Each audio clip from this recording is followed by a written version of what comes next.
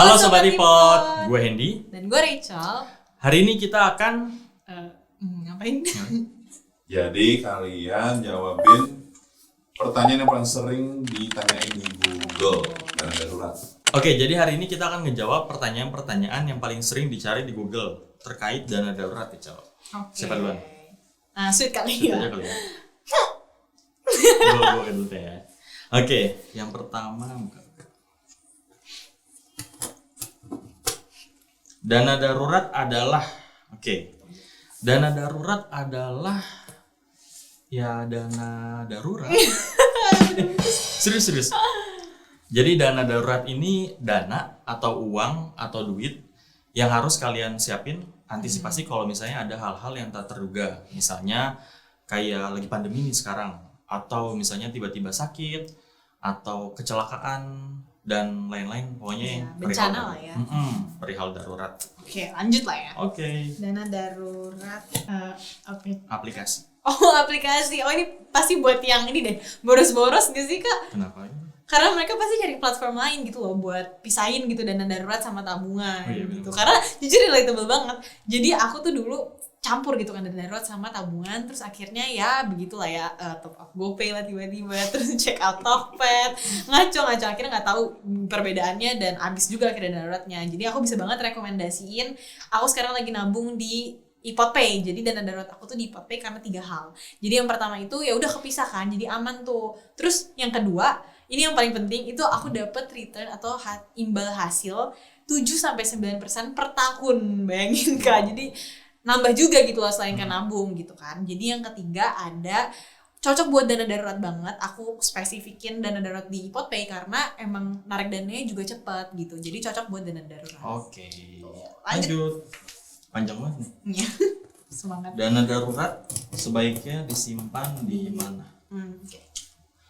Oke, jadi kalau untuk pertanyaan ini, dana darurat itu paling ideal ditempatinnya di tempat yang gampang ditarik ya, tapi sekaligus juga di tempat yang susah buat ditariknya. Nah, gimana tuh? Idealnya itu ya di tabungan yang terpisah sama tabungan kita. Oke.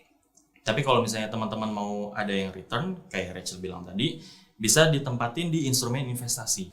Tapi pastikan ditempatkan di tempat yang liquid. Maksudnya adalah gampang ditariknya, gampang dicairin ya, benar. Dan juga harus yang resikonya rendah. Paling gampang itu ya udah di reksadana pasar uang atau RDPU. Nah, kalau di Indo Premier sendiri ada 6 RDPU yang pencairannya itu cukup 1 hari kerja aja. Nah, ini nih listnya nanti gua tampilin di sini. Sedangkan kalau misalnya di tempat lain tuh idealnya biasanya 3-7 hari kerja. Jadi harus pastikan ya teman-teman, kalau mau investasi berarti harus yang cair gitu, karena kan dana darurat gitu namanya gitu. Betul. Oke, next pertanyaan Lanjut berikutnya. ya. Aku nih, dana darurat dan tabungan. Oke, mungkin kita ngomongin persamaan sama perbedaannya kali ya. Oke. Jadi kalau dana darurat dan tabungan ya sama-sama nabung gitu kan teman-teman.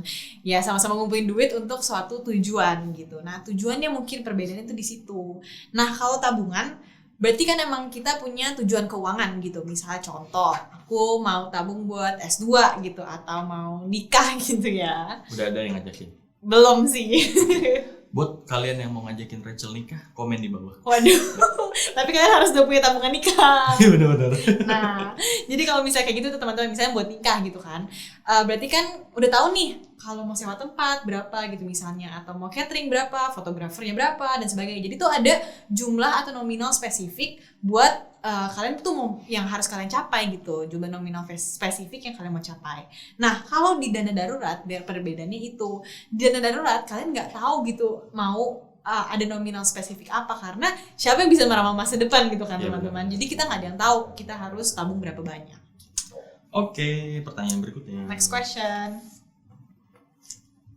Dana darurat, asuransi, investasi. Ini 3 hal yang berbeda ya. Gue jelasin satu-satu kali ya. Yang pertama adalah dana darurat. Dana darurat ini dana untuk darurat. Dana darurat ini harus disiapin di awal, karena dia adalah fondasi awal sebelum memulai perjalanan finansial. Sebelum kita mulai investasi dan asuransi, kita harus punya dana darurat dulu. Nanti kalau misalnya kita mulai investasi dulu, misalnya kita butuh apa-apa, misalnya kecelakaan atau sakit, kita nggak perlu ngorbanin si investasi itu. Kita bisa pakai si dana darurat. Nah, kalau misalnya setelah dana darurat, kita bisa langsung mulai ke asuransi. Kenapa harus asuransi? Karena kalau misalnya kita, tadi balik lagi, misalnya amit-amit kecelakaan, kita nggak perlu ngorbanin si dana darurat itu. Kita bisa di-cover sama asuransi. Nah, kalau misalnya dana darurat dan asuransi udah tercapai, baru teman-teman bisa mulai investasi. Investasinya di mana? Ya di IPOT aja.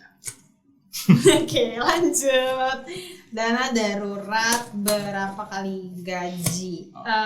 Oke, tadi kan aku udah ngomong ya kalau misalnya dana darurat itu nggak ada yang bisa prediksi gitu kan kita butuh berapa, karena nggak ada yang bisa meramal masa depan. Cuma yang bisa kalian lakukan adalah menyiapkan dana daruratnya. Nah, ada rumusnya loh teman-teman sebenarnya. Jadi contohnya nih, kalau misalnya aku single dan belum punya keluarga sendiri gitu, jadi aku harus nyiapin sebesar pengeluaran aku per bulan. Contoh, ambillah 1 juta gitu pengeluaran aku sebulan, dikalikan dengan 6. Nah, contohnya berarti aku harus menyiapkan dana darurat sebesar 6 juta, benar.